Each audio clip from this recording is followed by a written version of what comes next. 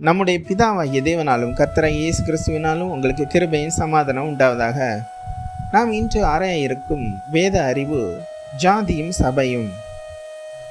கர்த்தருடைய வேதத்தில் அநேக இடங்களில் ஜாதி என்ற சொல்லை தேசங்களை குறிப்பதற்கும் ஒரு குலத்தை குறிப்பதற்கும் பயன்படுத்தப்பட்டிருக்கும். உதாரணமாக ஆதியாகமம் 10:5, 31, 32 வசனங்களிலும் 1 பேதுரு 2:9 இவைகளை காண முடியும்.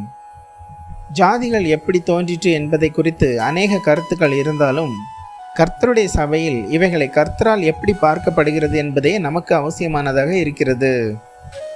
மனுஷன் தேவனை தேடும்படி மொழியினாலும் தேசங்களினாலும் நிறத்தினாலும் கலாச்சாரங்களினாலும் மனுஷருக்குரிய மாம்சத்தின் சகல வேற்றுமை காரியங்களினாலும் அவன் பிரிந்திருந்து தேவனால் தெரிந்து கொள்ளப்பட்ட எல்லோரும் கிறிஸ்துவுக்குள் ஆவிக்குரிய ஒரே மனுஷனாக தேவனுடைய ஜீவனுக்கு சுதந்திரராய் இருக்க வேண்டும் என்பதே கர்த்தரின் சித்தமாக இருக்கிறது என்று ஆதியாகமம் 11:9, அப்போஸ்தலர் 17:24, எபேசியர் 2:15, கலாத்தியர் 3:28 வசனங்கள் போதிக்கிறது. இப்படி பலதரப்பட்ட கலாச்சார வேறுபாட்டினால் பிரிந்திருக்கும் எண்ணில் அடங்காத மனுஷரையும் தேவன் ஒரே மனுஷனை அழைப்பது போல் கிறிஸ்துவுக்குள் தேவன் அழைத்து மகிமைப்படுத்துவார். இப்படி இருக்க கர்த்தர் மனுஷனாக வந்தது உலகத்தில் உள்ள பிரிவினைகளை அல்லது ஏற்ற தாழ்வுகளை சபையில் இல்லாதபடி செய்ய அல்ல, மாறாக தேவனுடைய ராஜ்யத்தில் எல்லோரும் ஆவியின்படி ஒரே மனுஷனாக கிறிஸ்துவுக்குள் பிழைக்கவே வந்தார். அப்பொழுது நாம் இவைகளையும் அறியாது இருப்போம். இதை குறித்து 1 கொரிந்தியர் 7:20-22 வரை உள்ள வசனங்களில் சொல்லுகையில், அவனவன் தான் அழைக்கப்பட்ட நிலைமையிலே நிலைத்திருக்க கடவன். தேவனுடைய ராஜ்யத்திற்கு நீ அடிமையாய் இருக்கும்போது அழைக்கப்பட்டிருந்தால் அதற்காக கவலைப்படாதே. ஏனென்றால் கர்த்தருக்குள் அழைக்கப்பட்ட மாம்சத்தின்படி உலக பொருளினால் கடன்பட்டதன் நிமித்தம் மனுஷனுக்கு அடிமையானவன் கர்த்தருடைய சுயதீனனாய் இருக்கிறான். அதாவது தேவனுடைய ராஜ்யத்தில் ஆவியில் விடுதலையாக இருக்கிறான். அப்படியே தேவனால் அழைக்கப்பட்ட சுயாதீனன், அதாவது உலகத்தில் கடன்படாத அடிமை அல்லாதவன், கிறிஸ்துவனுடைய ராஜ்யத்தில் தேவனுக்கு கடன்பட்டவனாய் அவருக்கு அடிமையாய் இருக்கிறான். இவைகளின் பொருளை கொண்டு ஜாதி ஒழிப்பை பற்றி பார்த்தோமானால், தேவனுடைய ஆவிக்குரிய ராஜ்யம் ஒருவருக்குள் வரும்போது தாழ்ந்த ஜாதி என்று சொல்லப்படுகிற சகோதரன் கர்த்தருடைய திவ்ய சுபாவத்தால் உயர்ந்தவனாக ஆவிக்குரிய ஒளியினால் அறியப்படுகிறான். உலகத்தில் உயர்ந்த ஜாதி என்று சொல்லப்படுகிற சகோதரன் கிறிஸ்துவுக்குள் ஆவிக்குரிய ராஜ்யத்தில் அதே ஒளியினால் தாழ்த்தப்படுகிறான்.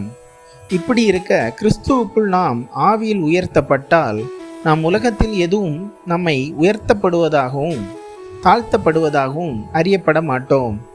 மேலும் ஆவியில் பார்த்தோமானால், கிறிஸ்து உன்னை உலகப்படி கீழ் ஜாதியாக இருக்கும்போது அழைத்தால் நீ உன்னை மேல் ஜாதியாக்க வகை தேடாதே, அல்லது அது நீதி அல்லது உயர்வு என்று எண்ணாதே. அப்படியே கிறிஸ்து உன்னை உலகப்படி மேல் ஜாதியாக இருக்கும்போது அழைத்தால் உன்னை கீழ் ஜாதியாக்குவது நீதி அல்லது தாழ்மை என்று எண்ணாதே. தேவன் அழைத்த ஆவிக்குரிய அழைப்பினை குறை உள்ளது என்று எண்ணலாகாது. கிறிஸ்துவுக்குள் மேல் ஜாதியோ கீழ் ஜாதியோ இல்லை. பரிசுத்தவானின் உலகத்தால் கரைப்படாத மேன்மையும் கரைப்பட்டால் உண்டாகும் தாழ்மையுமே மாசற்ற நகரத்தின் ஆவிக்குரிய குடியிருப்பின் தனக்கான இடமாக இருக்கிறது. இப்படிப்பட்ட அடையாளங்களை கிறிஸ்துவுக்குள் நாடுபவர்கள் கிருபையை இழக்கிறார்கள், நிச்சயமாக இழக்கிறார்கள். இவர்கள் மாம்சத்திற்குரிய காரியங்களை நோக்குகிறவர்களாக இருக்கிறார்கள்.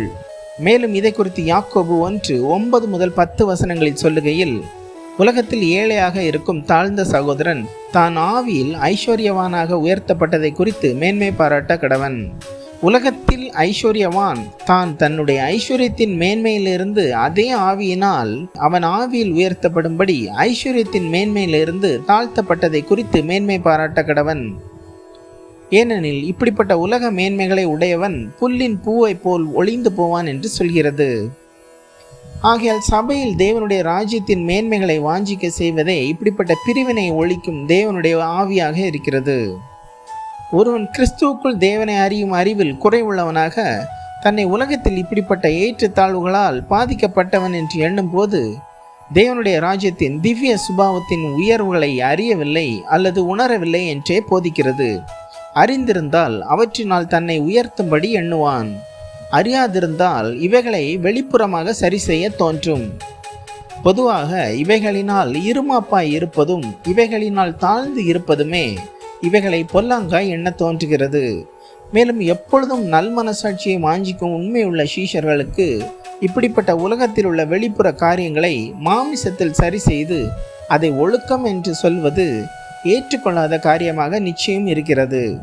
இவ்வகை ஜாதி ஒழிப்பு போதனைகளை ஒளி என்று எண்ணாமல் நமது உள்புறம் திவ்ய சுபாவத்தால் உயரும்படி தேவனுடைய ராஜ்யத்தின் ஆளுகையை வாஞ்சிக்க வேண்டும் என்று வேதம் நமக்கு போதிக்கிறது.